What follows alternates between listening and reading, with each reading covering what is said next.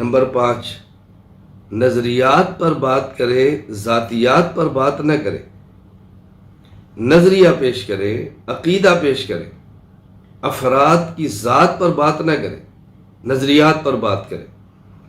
ہاں، جس نظریے پر بات کی جا رہی ہے، اگر آپ کے سامنے اس وقت اس کے مقابلے میں غلط نظریہ پیش کرنے والا وہ شخص ہے جس نے دعوی نبوت بھی کیا ہے، تو پھر ذاتیات پہ بھی بات کریں، پھر اس کی ذات کو بھی زیر بحث لائیں۔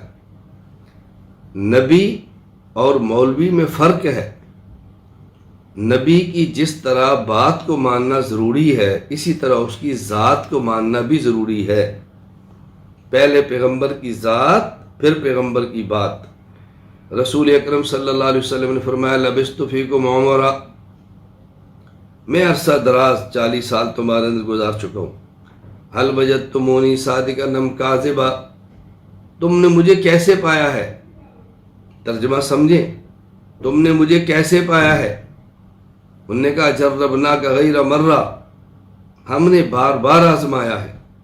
ما وجدنا فیک الا صدقا، آپ کو ہمیشہ سچا پایا ہے۔ آپ نے فرمایا قولوا لا الہ الا اللہ تفلحوا، لا الہ الا اللہ سمجھ کے پڑھ لو، کامیاب ہو جاؤ گے۔ پہلے فرمایا لبثت، یہ ذات ہے، پھر فرمایا قولوا، یہ بات ہے۔ تو پیغمبر کی ذات کو بھی ماننا ضروری ہے، بات کو بھی ماننا ضروری ہے۔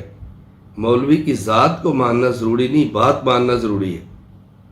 اس لیے پیغمبر کی ذات معصوم ہوتی ہے، مولوی کی ذات معصوم نہیں۔ جب معصوم ہی نہیں تو اس پہ بات کیا کرنی؟ ہاں، اگر کوئی اپنے گناہ پہ ڈٹ جاتا ہے، کھڑا ہو جاتا ہے، ڈھیٹ پناہ اختیار کرتا ہے، معاشرے میں اس کا نقصان ہو رہا ہے، یہ بات الگ ہے۔ میں ایک بنیادی بات عرض کر رہا ہوں۔ نمبر 1، آپ نے اپنی خطابت میں بات کیا کہنی ہے؟ نمبر 1، مختصر خطبہ۔ نمبر 2، اپنا عقیدہ یا مسئلہ یعنی موقف۔ نمبر 3، دلائل۔ نمبر 4، اکابر کی تائیدات۔ نمبر 5، نظریات پر بات کرنی ہے، ذاتیات پر بات نہیں کرنی۔